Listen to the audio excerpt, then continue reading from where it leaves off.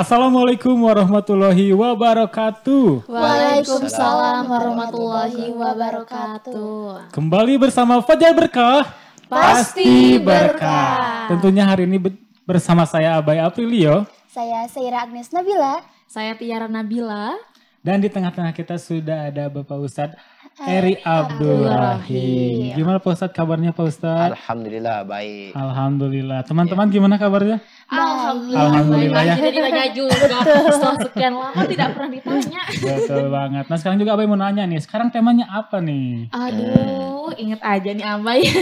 Jadi ini pemirsa, sekarang kita akan membahas zikir yang baik dan benar dalam Islam. Waduh, Itu Abai. Sangat-sangat menarik nih tentang zikir. Iya. Terkadang kita itu melupakan zikir, padahal ini adalah salah satu yang penting dalam kehidupan kita sehari-hari ya Pak Ustadz Kita ya. berbicara itu bukan karena orang lain, kan diri kita sendiri juga kayak gitu kadang ya. Betul banget. Nah Pak Ustadz, Iya. zikir-zikir dalam Islam itu yang baik dan benar itu seperti apa Pak Ustadz? Iya baik.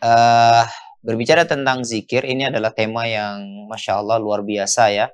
Karena kata Rasulullah SAW, orang yang berzikir dengan orang yang tidak berzikir ibarat orang yang mati dan orang yang hidup. Ya. Jadi kalau kita tidak berzikir maka hakikatnya kita orang yang sudah mati walaupun kita bergerak. Gitu ya. Betul. Kemudian dalam hadis yang lain dikatakan juga orang yang tidak berzikir itu seperti ikan yang ada di daratan. Apa yang terjadi kalau ada ikan diletak di darat? Kelepek-kelepek gitu. Kelepek-kelepek ya kan? Iya. Dia tidak bisa bernapas dan Betul. akhirnya dia akan mati juga. Iya, betul-betul. Maka para ulama mengatakan bahwa hati zikir itu menghidupkan hati. Masya Allah. Zikir itu membuat iman kita semakin kuat. Bahkan Allah Subhanahu wa taala dalam firman-Nya mengatakan ala bidzikrillah tatmainnul qulub. Ketahuilah bahwa dengan berzikir kepada Allah maka hati kita akan tenang. Banyak orang yang mencari ketenangan Iya, betul. tapi mereka tidak dapatkan. Iya. Kenapa tidak dapatkan? Karena mereka tidak menemukan cara mudah untuk mendapatkan ketenangan, yaitu dengan berzikir. Kita kalau ada masalah, Iya. ya, ambil gelar sajadah, kemudian berzikir kepada Allah Subhanahu wa taala, maka hati kita akan tenang. Hati kita akan adem. Hati kita akan mendapatkan fokus yang luar biasa. Makanya jangan pernah bibir kita ini kering daripada berzikir kepada Allah Subhanahu wa taala. Dan orang yang berzikir itu ditakuti sama setan. Aduh, denger nih. Orang yang berzikir tidak mudah untuk dijerumuskan oleh setan dalam melakukan amalan-amalan yang tidak disenangi oleh Allah Subhanahu wa taala. Makanya dan orang berzikir ini merupakan ciri khas orang yang bertakwa. Kata Allah dalam surat Adz-Dzariyat, "Wabil asharihum yastaghfirun." Kalau kita mau tahu ciri orang bertakwa adalah salah satunya mereka adalah orang-orang yang senantiasa beristighfar. Istighfar itu sebagian daripada zikir ya. Iya. Orang yang selalu beristighfar di menjelang akhir malam, yaitu pada waktu-waktu sahur. Gitu, berbanyak berzikir. Perbanyak berzikir ya guys. Insya Allah. Jangan insya dilupakan Allah, insya karena Allah. memang mungkin anak muda ya Pak Ustadz. Iya. Anak muda sekarang tuh ya dilupakan gitu karena kesenangan atau keasikan Duniawi. duniawi gitu. Jadi Iya, betul. lupa berzikir. Betul. Nah Pak Ustadz, kan anak muda ini suka lupa berzikir nih. Ada nggak sih pengganti berzikir? Jadi di malam tuh langsung di apa yang namanya? Dibayarkan zikirnya. Iya, Dibayarkan Diganti zikirnya. dibayarkan Iya. zikirnya gitu. Jadi setidaknya kita itu melakukan zikir-zikir yang minimal lah, ya. Minimal itu kan seperti kalau habis sholat, gitu ya, kita berzikir, kemudian berdoa kepada Allah Subhanahu wa taala, dan kemudian kita membaca Al-Qur'an. Baca Al-Qur'an itu adalah zikir. Oh. Nah, gitu. Jadi kalau setiap hari kita membaca Al-Qur'an, maka insya Allah itu merupakan zikir.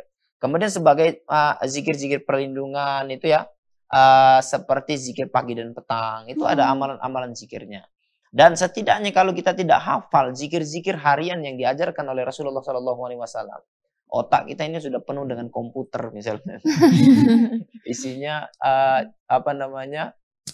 program-program yang ada di komputer Aduh, semua di kepala. abai banget. Nah, akhirnya sehingga kemudian nggak bisa dimasukkan lagi hafalan zikir, maka setidaknya melakukan segala sesuatu dengan mengucapkan bismillah. Karena bismillah itu zikir juga. Iya. Nah, itu yang paling minimal. Jadi mau buka baju, baca Bismillah. bismillah. Pakai baju, bismillah. Mau kerja, baca bismillah. Semuanya bismillah. Semuanya harus pakai Seperti bismillah. itu. Sehingga kemudian setan bertekuk lutut di depan kita. Perbanyaklah berzikir.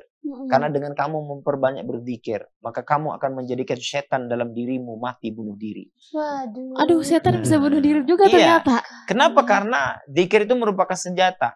Senjata. Ya, ad-du'a silahul mu'min. Zikir, doa itu merupakan senjata bagi orang mukmin. Sehingga ketika kita berzikir kepada Allah, berdoa kepada Allah, setan dalam diri kita panas. Dia nggak mampu berada dalam tubuh kita. Sehingga apa yang terjadi? Dia mau keluar nggak bisa karena dia terikat dengan ikatan-ikatan sihir. Tapi dia nggak mampu dalam tubuh kita. Akhirnya apa yang terjadi? Dia membunuh dirinya sendiri. Nah, gitu. Masya Allah, Saking gila. keselnya nungguin, aduh ini katanya zikir terus. Tapi Pak Ustadz nih, Ya. apa sih yang Allah janjikan gitu bagi umatnya yang memang terus istiqomah dalam berzikir? Iya.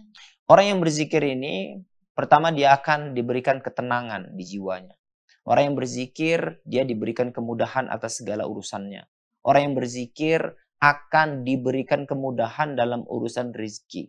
Jadi kalau kita susah dapat rezeki, kerjaan nggak naik-naik gaji, gitu, perbanyak istighfar. Nah, Perbanyak berzikir. Ya baik, sekarang Benar. siap Ustadz. Nah, karena ini akan membuka pintu-pintu kemuliaan, pintu-pintu keberkahan itu dimulai dari berzikir kepada Allah Subhanahu wa taala. Bahkan sebuah zikir yang sangat ringan. Kata Rasulullah sallallahu alaihi wasallam, barang siapa yang mengucapkan subhanallah, maka akan ditanam satu pohon kurma di surga. Masya Allah. Nah, kalau satu hari kita, contoh kan, mengucapkan subhanallah, itu sunnah setiap habis sholat 33 kali. Berarti kalau 33 kali, dikali 5 waktu kita sholat, itu sudah berapa ratus gitu ya. Nah, itu akan ditanamkan setiap subhanallahnya satu pohon kurma di surga. Nah, pertanyaannya, kira-kira Abai, kalau misalkan Abai punya pohon, sudah ada pohon di surga, kira-kira masuk surga atau enggak? Masuk. Masuk. Masuk kan? Insya Allah. Masuk. Bukan insya Allah lagi, tapi memang pasti akan masuk. Kenapa? Karena sudah punya kebun di surga. Masya Allah. Masya Allah, Masya Gitu. Allah. Makanya ini ringan ya, subhanallah. Iya. Tapi itu satu pohon kurma. Ya, kalau 100 hari 100 pohon kurma ditanam di surga.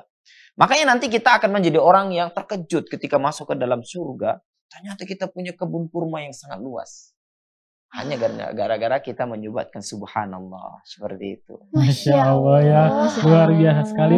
Simple tapi luar biasa Luar biasa. makanya. Kalau di dunia kita hidup pas-pasan, di akhirat kita jadi orang Insya kaya. Allah ya, Insya gitu Allah, ya. Insya Allah. Nah Pak Ustadz, ada nggak sih zikir-zikir perlindungan diri dari pengaruh sihir Pak Ustadz? Tapi ditahan dulu Pak Iya. Ustadz. Ih, Kita suka-suka akan kembali nahan. lagi nih Pak Ustadz. Jadi jangan kemana-mana, tetap bersama Fajar Berkah. Pasti berkah.